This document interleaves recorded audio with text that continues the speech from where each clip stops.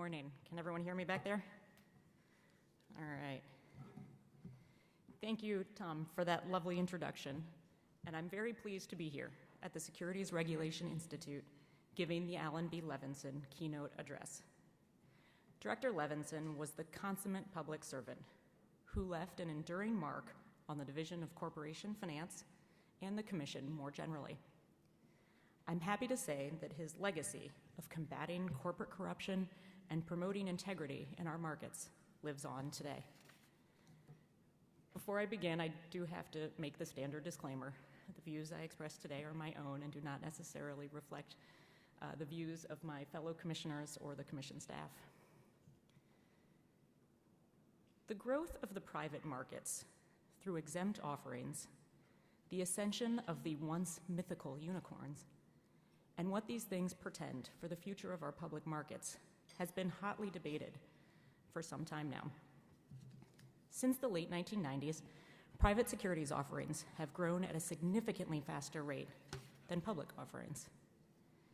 Companies that contemplate going public are now waiting much longer to do so. Others are choosing not to go public at all. Companies no longer need to go public to raise enormous amounts of capital. Where we are today is a long way from where we began, when the federal securities laws first established true public markets with certain limited registration exceptions.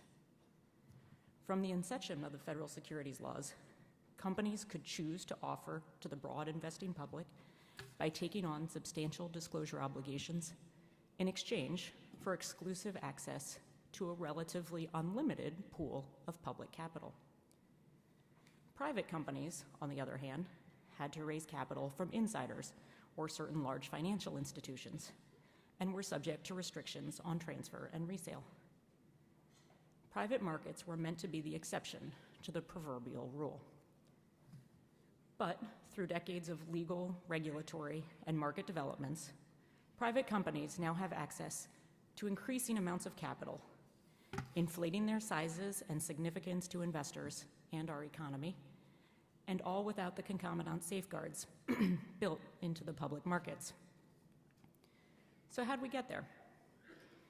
Today, I'll talk about Rule 506 of Regulation D, or Reg D. This rule is the primary exemption relied upon by large private issuers to raise essentially unlimited capital from an unlimited number of accredited investors. I'll focus on the original intent of Reg D and discuss some of the consequences of allowing limitless capital to flow to private markets. And finally, I'll suggest some modest reforms. We could begin this discussion in 1982, when Reg D was codified.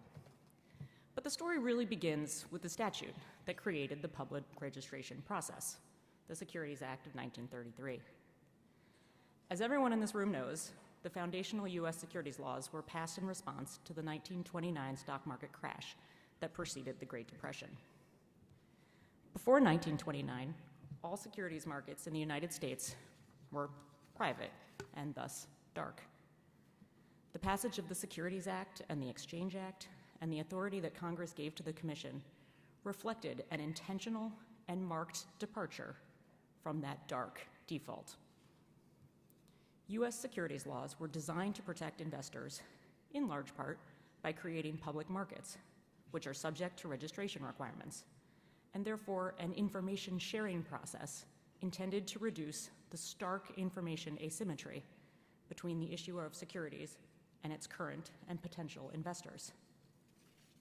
This framework, which undergirds the deepest and most liquid capital market in history, intentionally constrained private companies' ability to raise capital if they did not provide registration statements or registration-type information.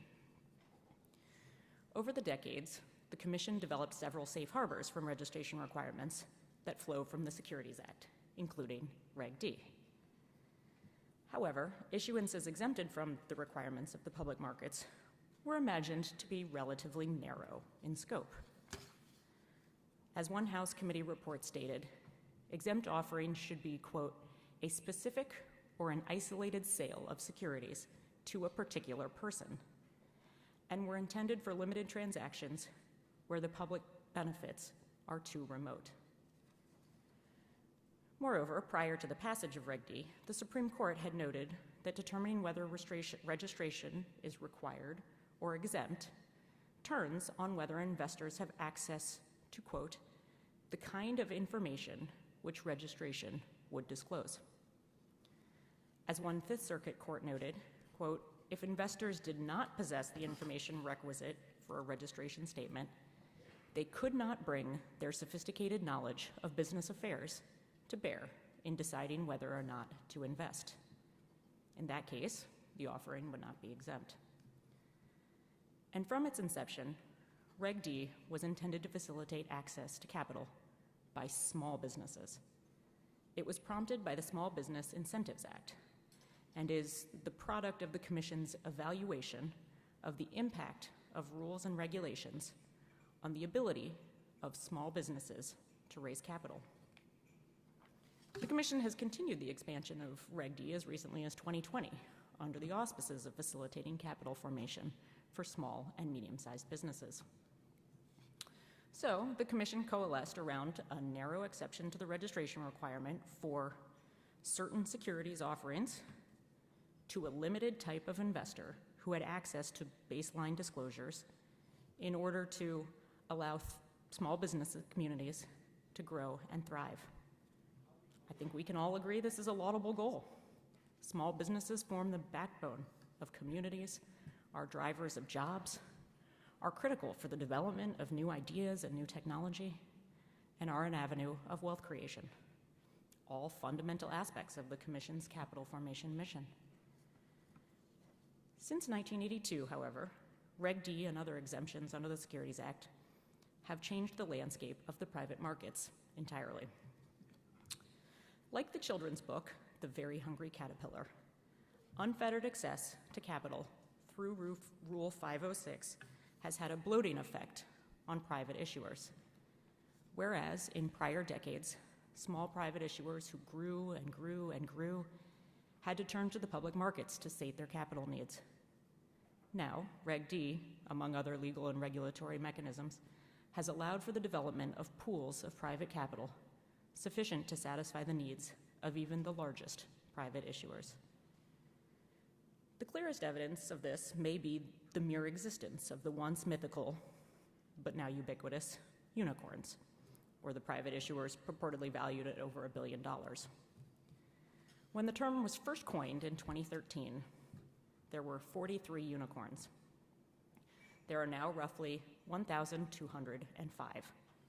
That's an increase of about 122 unicorns in less than 1 year since I last spoke on this topic. Those unicorns have a very rough purported overall value of about $4 trillion. And, relevant here, these unicorns have universally relied on Rule 506 of Reg D to raise billions of dollars in U.S. capital. Make no mistake, Reg D has helped pave the way for the advent of the unicorn.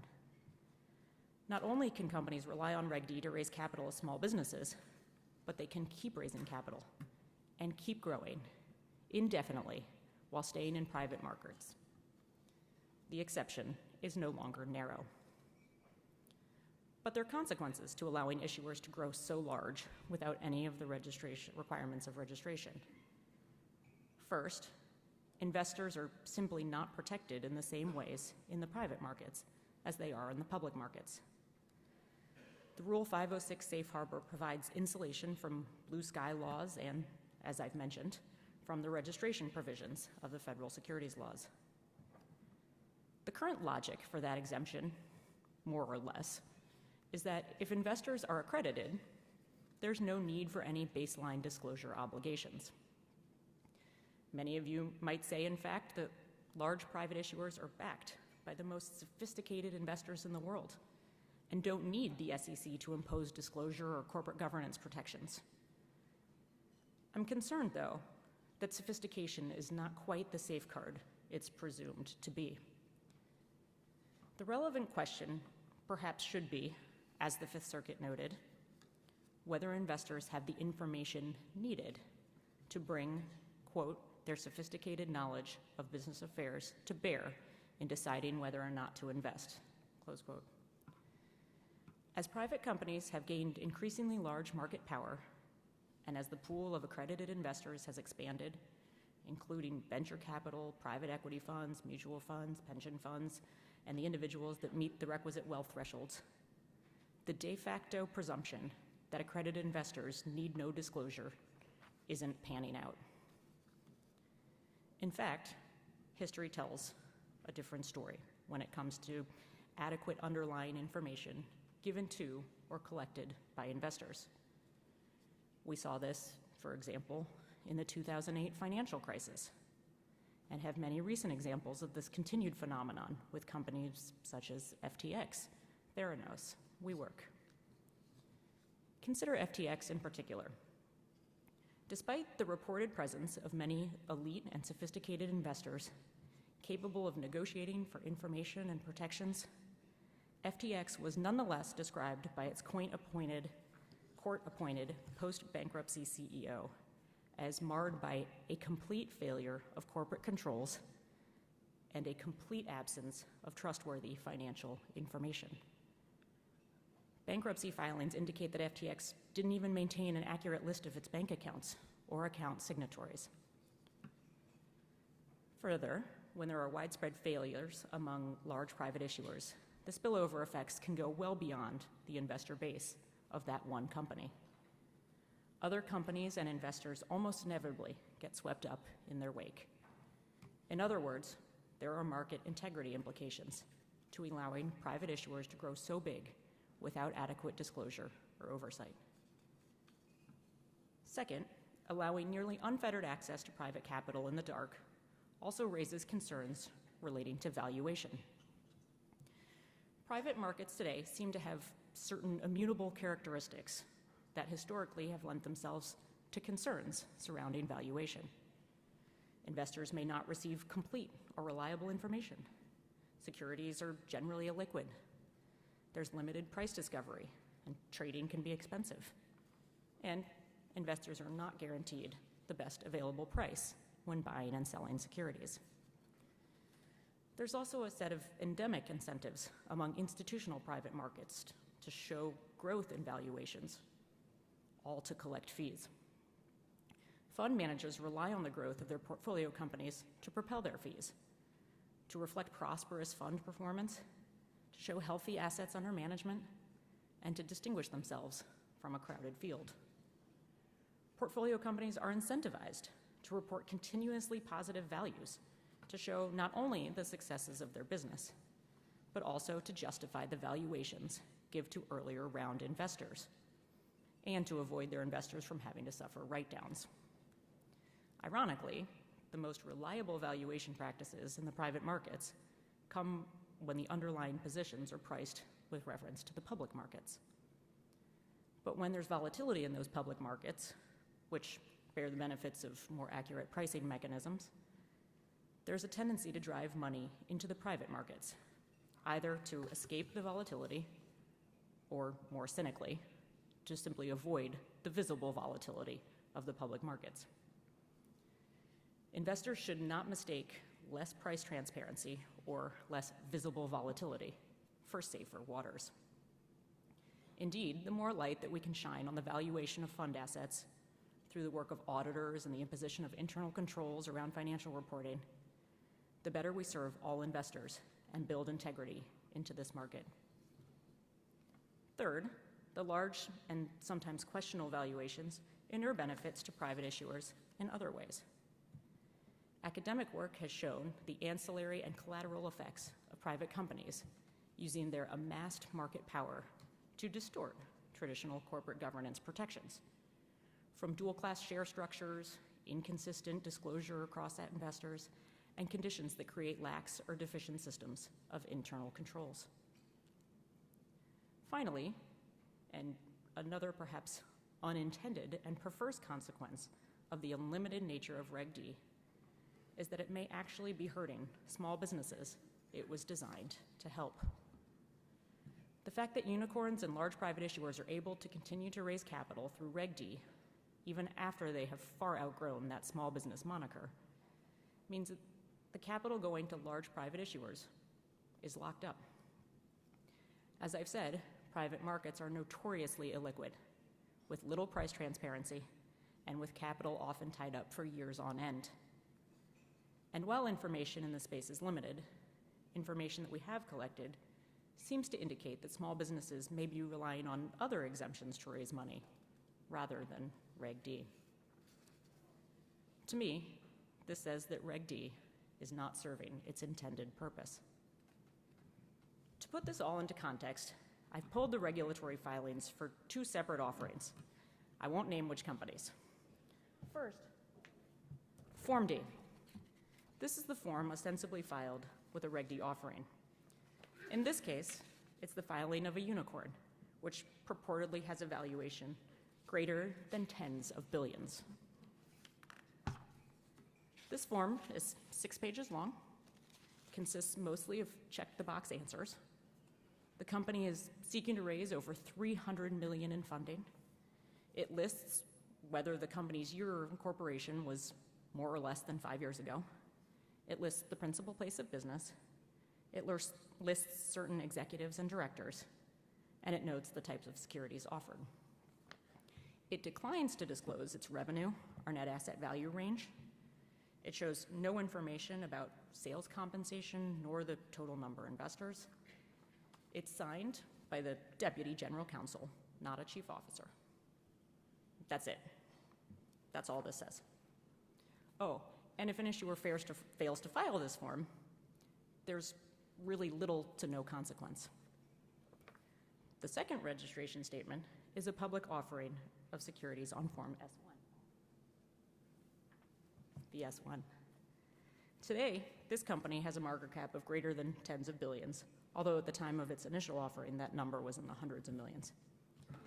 This is 173 pages before appendices, and as you all know, contains detailed descriptive information about the business, the offering, the use of proceeds, risk factors, audited financial data, information on capitalization, dilution, board of directors and director independence, executive compensation, and related party transaction. It also includes the report of an independent registered public accountant, and it's signed by the executive officers and directors. Now I'm going to posit something that I think we all implicitly know. When you see these two forms, you have more or less one of two reactions. You either think, wow, I'm shocked and astounded that a company with a market value greater than the size of many small nations and the ability to impact the economy writ large by its corporate decisions can raise hundreds of millions of dollars in capital by filing a check-the-box form that discloses little more than its address. Or you think to yourself, wow, look at the size of that registration company for the public statement for the public company. All I see are legal fees and compliance costs and information that most investors aren't even going to read. Regardless of where one falls on the spectrum, it's clear that the disparity in disclosures is great. But acknowledging that private markets have a place and building on the foundational successes that we have achieved in our public markets through this mandatory disclosure, I propose incremental reforms to Reg D. There should be more transparency to ensure a basic level of disclosure that allows investors, even the most sophisticated, to make informed investment decisions. And other regulatory obligations should be tailored for size. So what should these reforms look like? First, we should revise Form D. Form D should be required to be filed prior to the time any solicitation under Reg D is made. Failure to file a Form D should have actual consequences, such as the ability to rely on Reg D in future offerings. And the form itself should have useful, substantive information about a private company. For example, its size by assets, investors, and employees, its operations, its management, its financial condition and revenues, and the volume and the nature of the securities offerings. Additionally, the form should be signed and certified by an executive officer who would bear accountability for the statements made therein. Form D does not have to contain the level of detail required under an S1, but it should provide basic material information about an issuer. Reforms to Form D can bring material information to investors, curing, at least to some degree, the informational asymmetry that's currently allowed. Requiring information about the use of offering exemptions can also bring important systemic information to our divisions of corporation finance, our investment management, the Division of Economic and Risk Analysis, to Congress, as well as to academics for data analyses and a more thorough understanding of our private markets more generally. Finally, greater transparency around the use of exemptive relief can potentially shed light on fraudulent offerings or offering practices, and hopefully, in some instances, provide that light prior to investor loss. And second, we should import a two-tiered framework, similar to that under Reg A, often referred to as mini IPO offerings, which impose certain heightened obligations on the larger private issuers and issuances. Recall that under Reg A, there are two separate levels of offerings based on the amount of capital raised. Both tiers are subject to basic requirements as to issue eligibility and disclosure.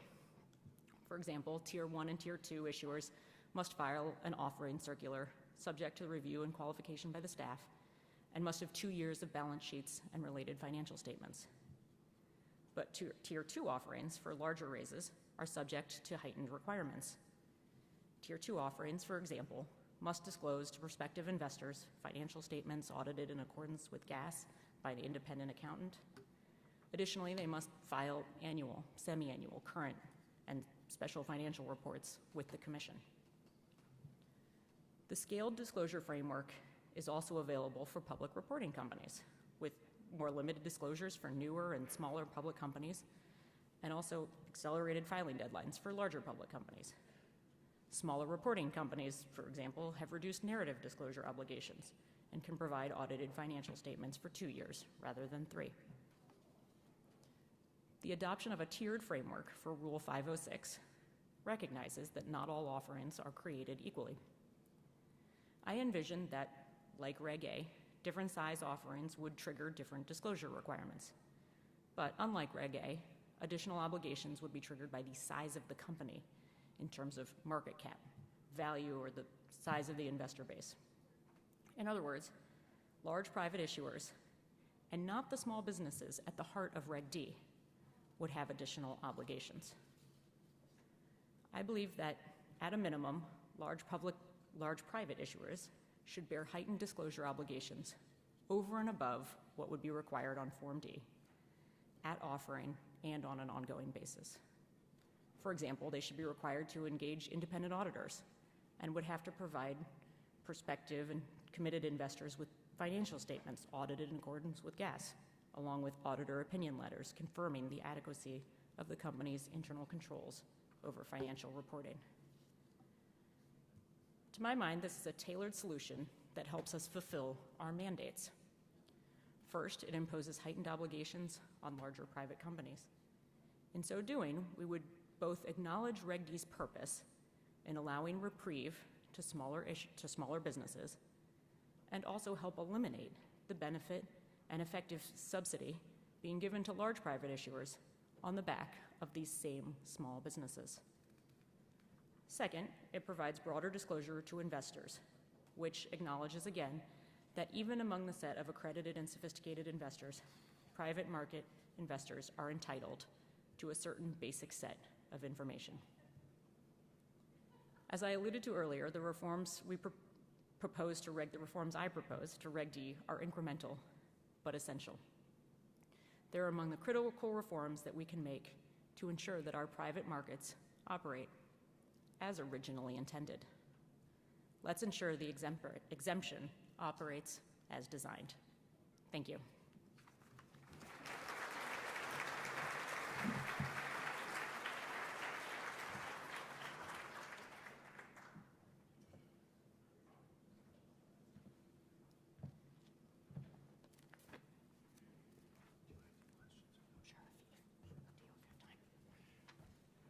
The Commissioner is open to receiving and answering any questions from the audience if anybody has a question to ask. So we have microphones here on both aisles, and so if anybody has any questions to pose.